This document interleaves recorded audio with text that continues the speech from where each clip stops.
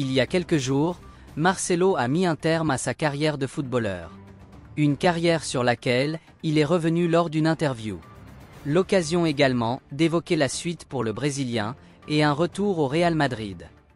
Le 6 février dernier, Marcelo a décidé de dire stop après 22 ans de carrière. Passé par Fluminense durant sa jeunesse, le latéral gauche y a fait ses premiers pas chez les professionnels. Ensuite, il a rejoint le Real Madrid, où il a participé à 546 matchs toutes compétitions confondues, 38 buts, et où il a garni son armoire à trophées avec 25 titres remportés. Après des passages par l'Olympiakos puis Fluminense, où il a bouclé la boucle, l'international brésilien aux 58 caps, 6 buts, a raccroché les crampons la semaine dernière. Une décision mûrement réfléchie, comme il l'a avoué lors d'une vidéo retraçant son parcours. Mon histoire avec le football s'arrête ici, mais j'ai encore beaucoup à donner à ce sport. Merci à tous, je suis reconnaissant à jamais, a-t-il confié. Dans la soirée de lundi, il est revenu sur le sujet, lors d'un long entretien accordé à l'émission El Hormiguero diffusée sur Antena 3. Ses propos sont relayés par AS. J'ai fait tout ce que j'avais à faire dans le football. J'ai joué pour le meilleur club du monde, j'ai joué avec les meilleurs joueurs. Maintenant, il est temps de faire autre chose. Je ne suis pas fatigué du football, mais j'ai envie de faire d'autres choses, et mon corps m'envoie des signaux.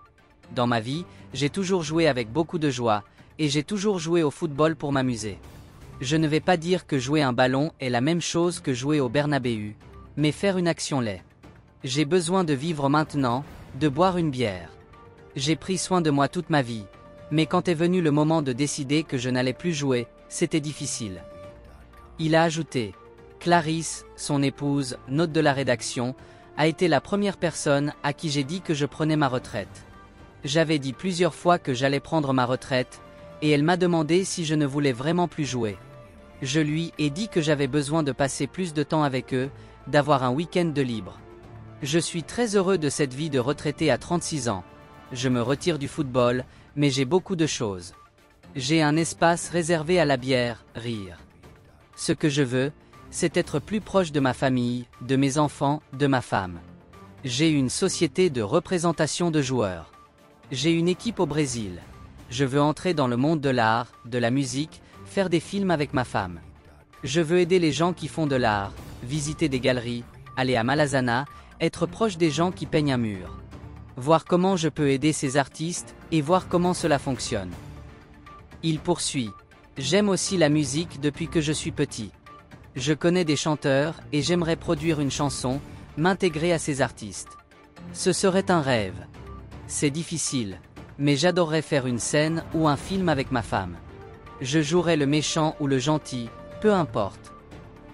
Mais il ne compte pas dire adieu au monde du foot, lui qui envisage la suite main dans la main avec le Real Madrid. Oui, mais j'ai du temps à passer avec ma famille, à penser à mes affaires, à la production audiovisuelle. Madrid sera toujours ma maison, j'en suis très heureux. Un jour, je travaillerai sûrement au Real Madrid. Florentino Pérez m'a toujours beaucoup aidé, il a une affection particulière pour ma famille. Il m'a toujours très bien traité. Nous avons toujours eu une bonne relation. Dans quel rôle se voit-il au sein de la Casablanca? Ma femme me dit que j'ai l'air d'un entraîneur, mais pour les enfants. Je ne me vois pas ainsi. Un entraîneur doit comprendre les joueurs, leurs particularités, leur culture. La formation doit être faite pour tout le monde. Il ne s'agit pas seulement de les aligner lors des matchs. Il faut être ouvert d'esprit pour pouvoir aider et comprendre tous les acteurs. A priori, on ne le verra donc pas sur un banc, lui qui a été dirigé par de très grands noms durant sa carrière.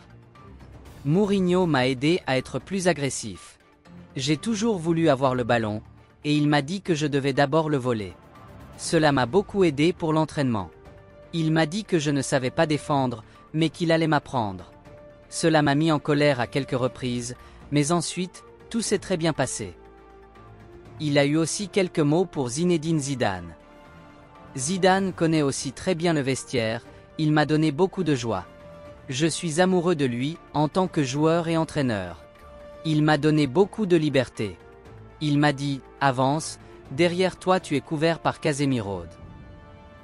Marcelo a aussi partagé le vestiaire madrilène avec de grands joueurs.